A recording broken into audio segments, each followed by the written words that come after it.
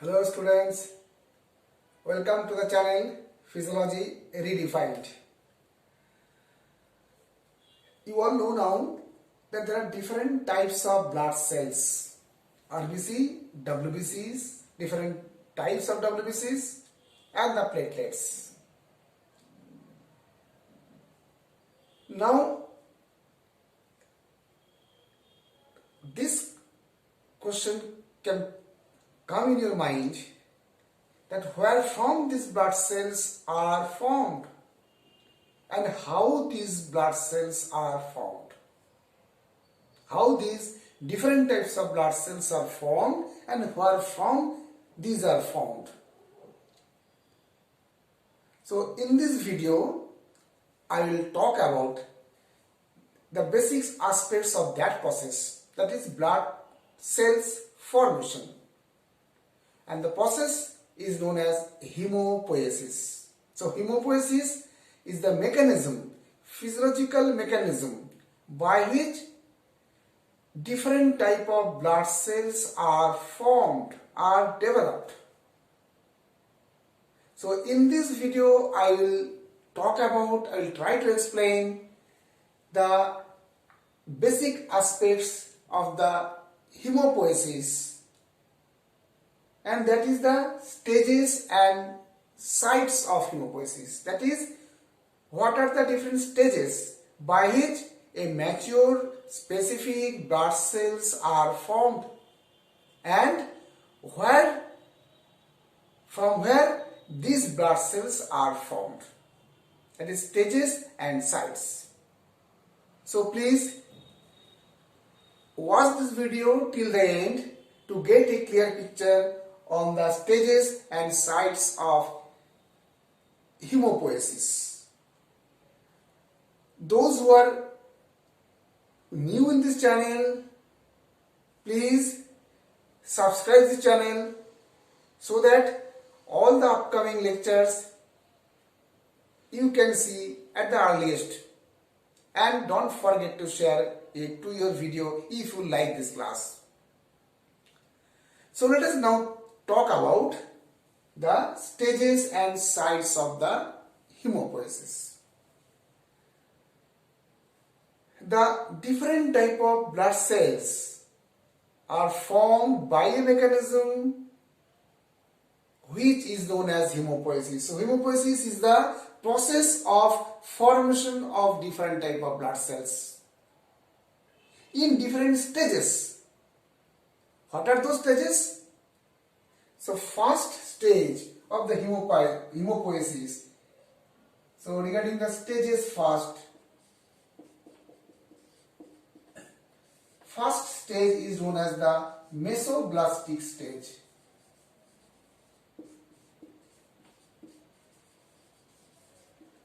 So this is the very early stage of the hemopoiesis, early stage of the blood cells formation, and that stage takes place in the embryonic life.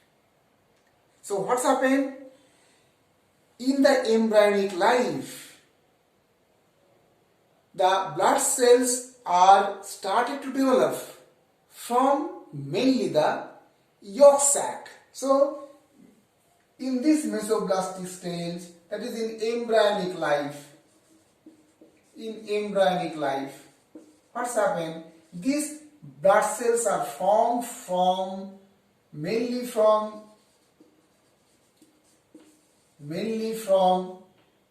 the yolk sac,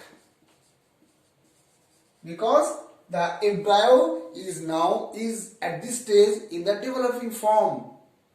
Full fetus is not formed, it is in the embryonic stage, and in that stage only the yolk sac is present and some non-yolk sac materials are present. And so mainly from the yolk sac blood cells are formed, and partly from the non-yolk sac. Now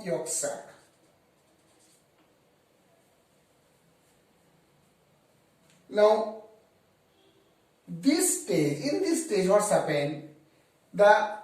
Around the 5th week of the gestations, at the 5th week of the embryonic life, the formation of the, here you see, the 5th week of the embryonic life,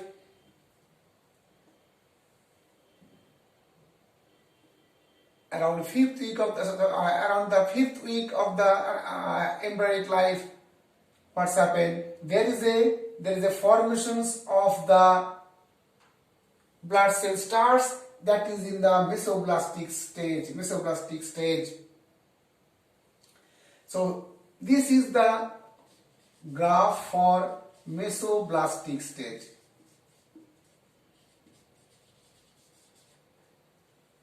So at around the, here you see, this is the 1 month, that is 4 week. So around the 2nd week of the gestations at the embryonic life, the blood cell formation starts, and thereafter it rapidly declines, and it ends at around 5th week of the gestations or 5th week of the embryonic life. So this takes place, it starts from the around the second week and declines and stops at around 5th week of embryonic life. So this is about the first stage of the hemopoiesis, that is the mesoblastic stage. Second stage is known as the hepatic stage. Hepatic stage. So in this stage takes place in the liver, mainly in the liver and partly in the spleen. So hepatic stage. So hepatic stage, in this stage what's happened? The blood formation starts from around 5th week of the embryonic life or the fetal life, 5th week. So here you see, this is the hepatic stage. Graphical presentation in the hepatic stage. Graphical presentation in the hepatic stage. So around the 5th week of the fetal life, the liver and the spleen are the source of blood cell formations, and it increases, reaches a peak around 5th month, and then stops at the time of the birth of the baby, that means at the 9th month of the pregnancy or 9th month of the fetal life. Once the fetus or the newly born baby is born.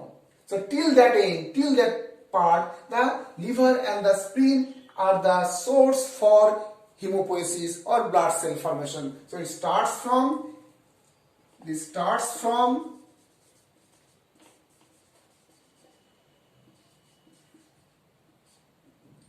5th week,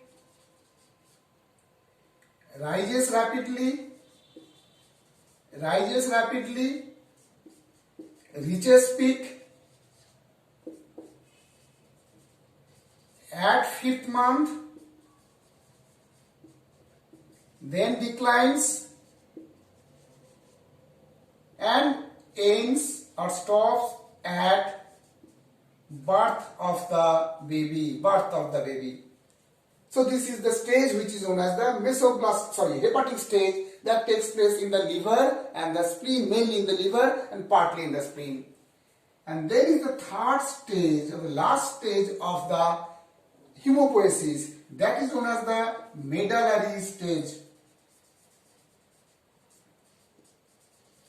So medullary stage means this takes place in the bone marrow.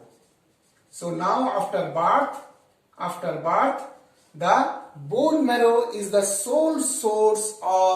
only source of hemopoiesis, only source of blood cell formations. So bone marrow is the sole source of the blood cell formations after birth, and that stage is known as the medullary stage. Now this medullary stage, here you see, this starts at the 5th month of the fetal life. So this starts at 5th month. Starts at 5th month. Here you see, starts at 5th month of the fetal life. Rapidly rises. Rapidly rises. Reaches peak at 9 months or at birth. At 9 months or at birth. And then continues. And then maintains. And then maintains, here you see, it maintains that peak level. It maintains that peak level. That means after the birth, what's happened? After the birth, this is about the medullary stage. The blood cells are formed. Blood cells are formed solely in the medullary stage, in which the blood cells are formed only from the bone marrow. Though the contributions of the bone marrow varies as the age of that person, age of the human being progresses. For examples, up to the adolescence period, red bone marrow of all bones are the source of hemopoiesis, especially the erythropoiesis or the RBC formation. So up to the adolescence period, the red bone marrow of all bones are the source of blood cells. After the adolescence, up to around 20 years of age, the long and the membranous bones are responsible for hemopoiesis or blood cell formations, especially the RBC formation. Beyond the age of 20, the ends of long bones and the membranous bones, only the ends of long bones, not the entire long bones and membranous bones. Only the end of long bones and the membranous bones are the source of hemopoiesis or especially erythropoiesis, like the sternum, like the vertebra and like the thoracic ribs. So in this phase, what's happened after the birth, the bone marrow is the source of hemopoiesis, and that stage of the hemopoiesis is known as medullary stage. So here one thing is very important. Up to these 3 stages, as I told, that 3rd stage is known as medullary stage, and these 1 and 2, Mesoplastic stage, 1st stage and the 2nd stage, these are known as extramedullary stage, extramedullary erythros or hemopoiesis. So this, after the birth, as I told, the medullary stage is the sole source of hemopoiesis, and this stage is known as the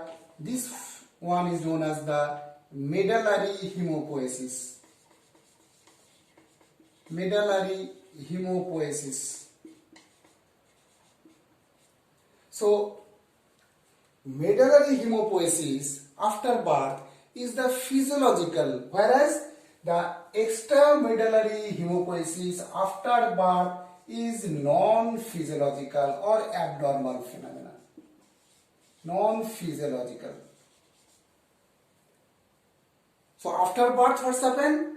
Medullary hemopoiesis is the normal one, physiological one, but the extramedullary hemopoiesis, that is hemopoiesis in the liver and the spleen or in other side of the body, that phenomena is the non-physiological or abnormal one.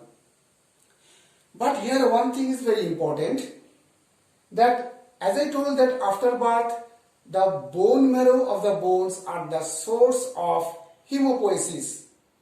But this, all the time of the age, all the times throughout the lifetimes of a person, the contributions of bones are not same, they differs. So here you see in this graphical presentation, here you see the contribution of the, this is the about the tibia. This is the contributions of the tibia, the long bone tibia. So its contribution at the age of 10 is maximum, and this declines, and around 22 years of the age this falls to 0. That means contribution stops.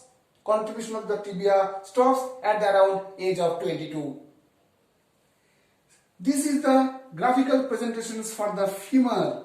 So this is the graphical presentations of the long bone femur towards the development of the blood cells. So here you see at the age, up to the age of 10 it is 100%, and then it rapidly falls and stops it around the age of 35. The contributions of the femur to develop, to differentiate, to produce the blood cells stops or ends. And this is about the ribs, thoracic ribs, contribution of the thoracic ribs. So contribution of the thoracic ribs is more or less 100% up to the age of 20, and then rapidly falls, and it becomes at the age of 40 it becomes for around 50%, and beyond the age the contribution is further decreased to around 40%. And this is about the sternum, contributions of the sternum. So here you see contribution of the sternum is a little bit more throughout the progress of the life, throughout the age of the life, though its contribution is little bit decreased to around 50% at the age of 50, and that maintains at 50% till the end of the life. And lastly, the contribution of the vertebra, that is the maximum contribution, vertebra. So this is maintained at up to the age of around 30, it is maintained up to 100%, little bit falls beyond the age of 30, reaches around 80%, and then it is maintained throughout the life. Rather, as the age progresses beyond the 70, there is a further little bit rise of the contributions of the vertebra to form the different type of blood cells. So this is about the contributions of different bones to form the different type of blood cells. I hope the stages and sites of the hemopoiesis is very much clear to you.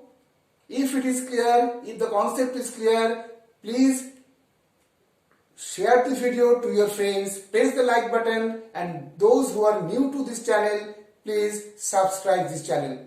Thank you.